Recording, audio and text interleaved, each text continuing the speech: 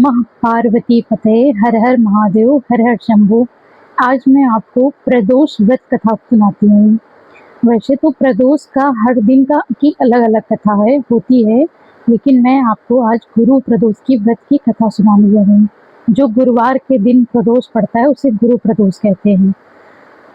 ये व्रत करने से पूर्वजों का सुख प्राप्त होता है, पूर्वज प्रसन्न होते हैं और समस्त मनोकामनाएं पूर्ण होती हैं। भगवान शंकर का यह व्रत समस्त मनोरथों को पूर्ण करने वाला बहुत ही फलदायी व्रत होता है। इसे करने मात्र से जन्म जन्म के पाप नष्ट हो जाते हैं। कहते हैं कि प्रदोष का व्रत करने से जो भी मनोकामना लेकर ये व्रत पूर्ण करते हैं, उनकी सभी बड़ों मनोकामनाएं भगवान शिव अवश्य ही पूर्ण करते हैं। इसलिए भगवान शिव का यह व्रत बहुत ही कल्याणकारी है।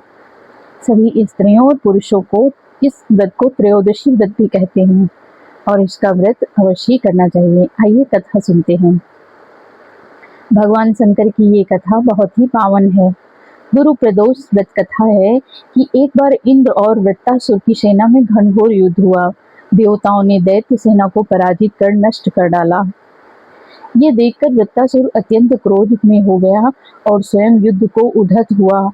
असुरी माया से उसने विकराल रूप धारण कर लिया। सभी देवता भयभीत हो गुरुदेव बृहस्पति की शरण में पहुंचे।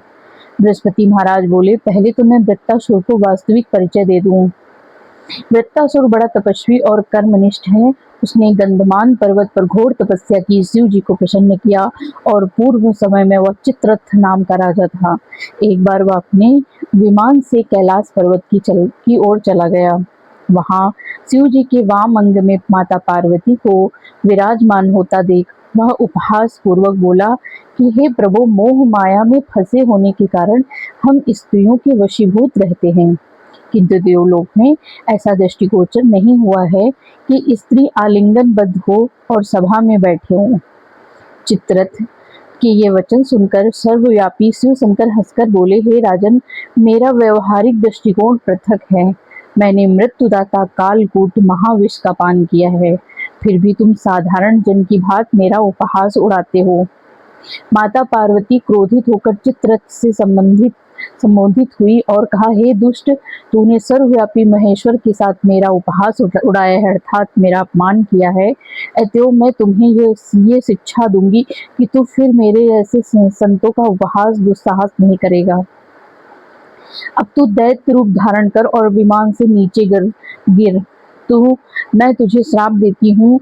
माता जगदम्बा भवानी के अभिशाप से चित्ररथ राक्षस की योनि को प्राप्त हो गया और वह त्वष्टा नामक ऋषि के श्रेष्ठ तप से उत्पन्न हो वृत्तासुर बना। गुरु भगवस्पति आगे भगवान कहते हैं कि वृत्तासुर बाल्यकाल से ही शिव भक्त था। अतः हे इंद्र, तुम बृहस्पति प्रदोष का व्रत कर भगवान शंकर को प्रसन्न करो। देवराज ने गुरुदेव की आज्ञा का पालन किया और बृहस्पति प्रदोष व्रत किया। गुरु प्रदोष के व्रत के प्रताप से इंद्र को शीघ्र ही वृत्तासुर पर विजय प्राप्त कर ली और देवलोक में शांति छा गई और इस प्रकार भगवान शंकर की कृपा प्राप्त हुई। बोलो उमापति महादेव भगवान की जय। हर हर महादेव की जय। कहानी अगर अच्छी लगी हो तो चैनल को सब्सक्राइब करें, लाइक करें, कमेंट करें और कमेंट में हर हर महादेव जरूर लिखें। भगवान शंकर सभी की मनोकामनाएं अवश्य पूर्ण करें। हर हर महादेव।